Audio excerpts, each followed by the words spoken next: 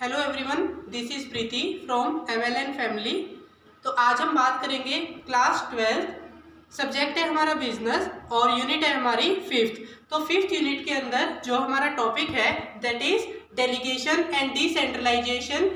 Delegation and decentralisation के बारे में जो हम आज पढ़ेंगे, what is delegation of authority.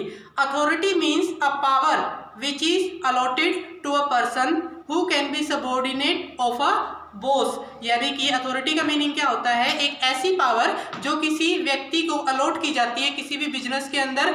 Power या अथॉरिटी हमारी कोई भी डिसीजन लेने की हो सकती है, कोई भी काम करने की हो सकती है, किसी भी काम को करने से रिलेटेड जो हमारा कोई हमने एट अ टाइम एक्शन लेना है, क्या करना है, किस तरीके से करना है, तो अथॉरिटी हम क्या करेंगे ताकि हमें किसी से बार बार ना पूछना पड़े, तो वो हमारी क्या कहलाती है, अथॉरिटी कहलाती है। और डेलीगेशन ऑफ अथॉरिटी का मीनिंग क्या होगा कि डेलीगेट करना अथॉरिटी को, इट मीन्स पावर को क्या करना, डेलीगेट करना, तो that is called delegation of authority. तो delegation of authority popularly known as the degradation is an important part of the organising process. तो यहाँ पर क्या होता है हमारा कि जो अथॉरिटी को डेलीगेट करने का मीनिंग है कि डेलीगेशन करना। डेलीगेशन किस चीज का, ऑर्गेनाइजिंग प्रोसेस के अंदर इसका एक जो पार्ट है वो माना जाता है। यहाँ पर जब हमारे मैनेजर के ऊपर बहुत ज्यादा क्या होता है, वर्कलोड होता है, मैनेजर के ऊपर वर्कलोड है, उसने अपने अंडर काम करने के लिए कर्मचारियों को अपॉइंट किया, कर्मचारियों को अपॉइंट किया तो उसको किस लिए, ताकि जो काम है उसको डिवाइड कर सके, उसका बंटवारा कर सके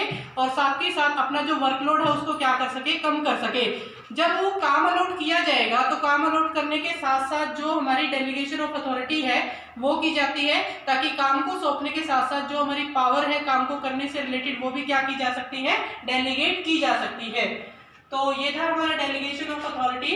इसके अंदर कुछ एलिमेंट्स आते हैं हमारे, 3 एलिमेंट्स को हम क्या करते हैं इसके अंदर यूज करते हैं डेलीगेशन ऑफ अथॉरिटी के अंदर।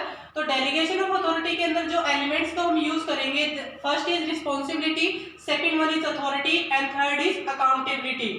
तो जो हमारा फर्स्ट पॉइंट है रिस्पॉन्सिबिलिटी। रिस्पॉन्सिबिलिटी मींस जब किसी व्यक्ति को कोई काम सौंपा जाएगा तो उस व्यक्ति को उस काम को करने की जो रिस्पॉन्सिबिलिटी हमारी क्या की जाती है, असाइन की जाती है, जो ड्यूटी असाइन की जाती है, तो उसी व्यक्ति की वो रिस्पॉन्सिबिलिटी बन जाती है कि उस काम को वो पूरा करेगा या नहीं करेगा टाइम पे, उसी से उसका जो जवाब है वो मांगा जाएगा। तो that is called responsibility. Responsibility जब हम किसी भी व्यक्ति को असाइन करेंगे, जिस व्यक्ति को हमने काम सौंपा उसी की रिस्पॉन्सिबिलिटी हमारी बनेगी। जो रिस्पॉन्सिबिलिटी है किसी भी व्यक्ति की वो ड्यूटीफुल होनी चाहिए। ड्यूटीफुल होने का मतलब ये है कि वो रिस्पॉन्सिबिलिटी करने की जो एक मन में भावना होती है कि कोई भी व्यक्ति अपनी रिस्पॉन्सिबिलिटी को, अपनी ड्यूटीज को अच्छे तरीके से निभाए। तो ये हमारे जो एलिमेंट्स होते हैं वो किसके अंदर आते हैं, रिस्पॉन्सिबिलिटी के अंदर आते हैं। और जो रिस्पॉन्सिबिलिटी है वो तब ओरिजिनेट होती है जब हमारा सुपीरियर और सबऑर्डिनेट का एक रिलेशनशिप क्रिएट होता है, यानी कि एक बॉस होगा और उसके अंडर काम करने वाला कोई ना कोई कर्मचारी होता है। Now next point is authority. तो अथॉरिटी हमारी क्या होती है, authority means the power to take decision. Decision can be related to the use of resources and to do or not to do something. जब किसी व्यक्ति को कोई ड्यूटी हम असाइन करेंगे तो वो ड्यूटी या वो काम या वो वर्क असाइन करने के साथ साथ हम क्या करते हैं, उस काम को करने से रिलेटेड जो पावर है वो भी हम वहाँ पर सौंपेंगे। और जब हम किसी को काम करने से रिलेटेड कोई पावर है, कोई अथॉरिटी है वो सौंपते हैं, डेलीगेट करते हैं, तो वहाँ पर जो पावर है उसका यूज हमारा किया जाता है कोई भी डिसीजन लेने के लिए कि काम हमें कब करना है, किस तरीके से करना है, नहीं करना है या करना है, या कौन कौन से रिसोर्सेज हमें क्या करने हैं, यूटिलाइज करने हैं। उसके बाद अथॉरिटी जो होती है हमारी वो डेलीगेट की जाती है किसी अदर पर्सन को। ये हमारी पोस्ट से रिलेटेड होती है। जैसे हमने टॉप लेवल, मिडिल लेवल और लो लेवल मैनेजमेंट पढ़ा है। अगर टॉप लेवल मैनेजमेंट होगा तो जितनी ज़्यादा बड़ी हमारी क्या होती है, जॉब का लेवल होता है, उतनी बड़ी अथॉरिटी या पावर जो होती है डिसीजन लेने की वो टॉप लेवल के पास होगी, और छोटे मोटे डिसीजन लेने की जो पावर है वो लो लेवल के पास होगी। उसके बाद ये डिसीजन लेने के लिए, डिसीजन को पॉसिबल बनाने के लिए, इम्प्लीमेंट करने के लिए ज़्यादा हमारा यूजफुल होता है।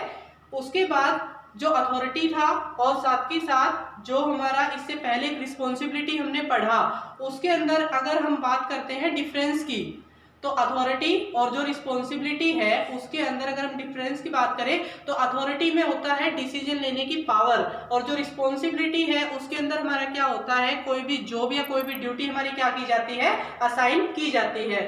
अथॉरिटी जो होती है वो टॉप से बॉटम की तरफ मूव करती है, क्योंकि पावर हमेशा बॉस देगा अपने अंडर काम करने वाले कर्मचारियों को, और रिस्पॉन्सिबिलिटी हमेशा बॉटम से टॉप की तरफ जाएगी।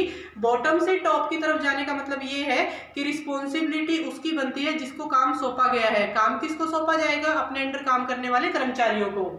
जो अथॉरिटी है हमारी वो फॉर्मल पोजीशन के अकॉर्डिंग डिसाइड होती है, ओरिजिनेट होती है, और जो रिस्पॉन्सिबिलिटी है वो सुपीरियर या सबऑर्डिनेट के रिलेशनशिप के अकॉर्डिंग। उसके बाद अकाउंटेबिलिटी। तो नेक्स्ट टॉपिक है हमारा अकाउंटेबिलिटी, जो थर्ड है हमारा डेलीगेशन ऑफ अथॉरिटी का पार्ट। अकाउंटेबिलिटी का मतलब ये होता है कि जब किसी व्यक्ति को कोई काम करने से रिलेटेड कोई रिस्पॉन्सिबिलिटी हमारी सौंपी जाती है तो उस काम को करने या ना करने की जो जवाबदेही है वो उसी से मांगी जाएगी, उसका आंसर उसी से मांगा जाएगा जिसको रिस्पॉन्सिबिलिटी हमने क्या की है, असाइन की है। तो accountability means the answerability of the subordinate to his superior for his work performance. जैसे मुझे अगर कोई काम सौंपा गया है या मैंने आपको कोई काम सौंपा है तो वो काम आपने नहीं किया या आपने कर दिया है, उसका जवाब सिर्फ आपसे ही मांगा जाएगा, चाहे वो काम आप किसी और से भी क्यों ना करवाओ और वो काम सही हो या गलत हो। That is you are responsible for that responsibility और दैट ड्यूटी। तो ये था हमारा अकाउंटेबिलिटी।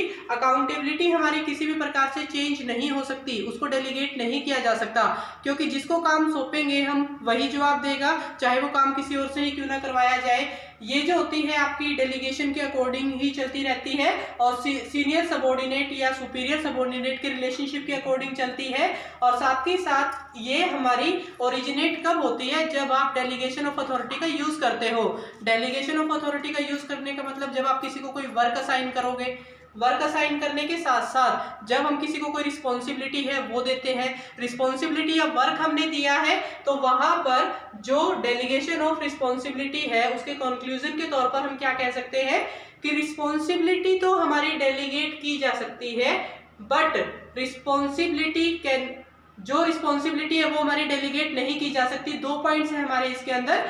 तो रिस्पॉन्सिबिलिटी आप कब डेलीगेट करोगे, this means the delegation of operational responsibility, कि कोई काम हमने किसी ए नाम के व्यक्ति को दिया सौंपने के लिए, तो वो रिस्पॉन्सिबिलिटी हम क्या कर दें, भी काम हमें पूरा चाहिए, चाहे उसको ए करे चाहे बी करे।